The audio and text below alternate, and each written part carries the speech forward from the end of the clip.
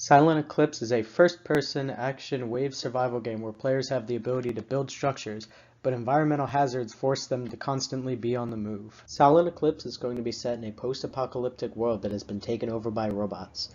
In Silent Eclipse, you experience the game through the eyes of one of the last surviving people on Earth. Players will be trying to survive against waves of enemies that are trying to kill them. When a player successfully kills an enemy, that enemy has a chance of dropping an item that the player can use to build structures and turrets. These structures and turrets, however, do not regenerate health, and the player has no way of healing them. Most wave survival games would have the player sit in one spot, build a base around them, and wait for enemies to come and knock it down. Silent Eclipse looks to break this trend, however, by having environmental hazards come in and make the player move their base constantly. And by having barricades not be repairable, it means the player has less incentive to stay in a single area. The goal of the game is to survive against the robots for as many waves as possible, while also getting the highest score possible. Score is acquired through killing enemies and staying in environmental hazards for extended periods of time. There are three major environmental hazards that occur in Silent Eclipse. The first is Death Fog. Death Fog damages the player but does not harm the robots, giving the enemies an advantage that they can use to push the player out of a defensive situation. Lightning storms have a chance to strike and deal damage to both players and enemies. And lastly, meteor strikes deal damage to both sides, but where a meteor lands, it will destroy any player-made structures. The main anti-force of the game is going to be the enemies that the player will fight. There are four different types of enemies. The first one is a grunt, which has average stats equal to the player, and when it's killed, it will drop a bone knife that the player can use and will give them additional damage. The next type of enemy is a blitzer, who is a lot faster but has much lower HP than the grunt.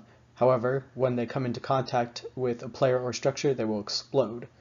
If the player kills them before they explode, they can get the black powder off of their dead body and use that to create traps. The next type of enemy are wizards, who have a medium HP, but they have a ranged attack, so they can attack players and structures from a distance. When they are killed, they drop a magic stone that players can use to create turrets. The final enemy is the Hulk, who is slow with lots of HP and does high damage, and when he is finally brought down, he drops the parts for a barrier that the players can build to help defend themselves. One game Silent Eclipse could be compared to is Killing Floor. Killing Floor is a first-person wave survival game just like Silent Eclipse. However, Silent Eclipse uses environmental hazards to force players out of situations where they feel comfortable and make them roam around the map. The largest risk that Silent Eclipse faces is the scope of the game. There are 4 different enemies and 3 different environmental hazards. It could be possible that a team of students might not be able to complete the full game in only a few months. One way to mitigate these risks is to follow the development cycle of the game for 1 month, and if at the end of the month the team is unable to have at least the player controls, grunt enemy, and placing structures down, then the scope of the game needs to be reduced. To do this, 2 of the enemy types will be removed along with 1 of the environmental hazards. With all of the systems in place, the player has to decide when they want to stay and fight and when they want to leave for a new area.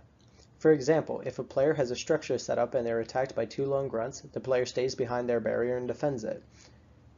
Then, a ranged wizard comes and the player has to move to attack them. After that, the player has a lightning storm strike their defenses, but the player decides to stay in the storm because they get more score and they have a chance of not getting hit by the storm. After this, a blitzer finally comes up and destroys the barrier that the player has been using to defend himself, and the player has to run away.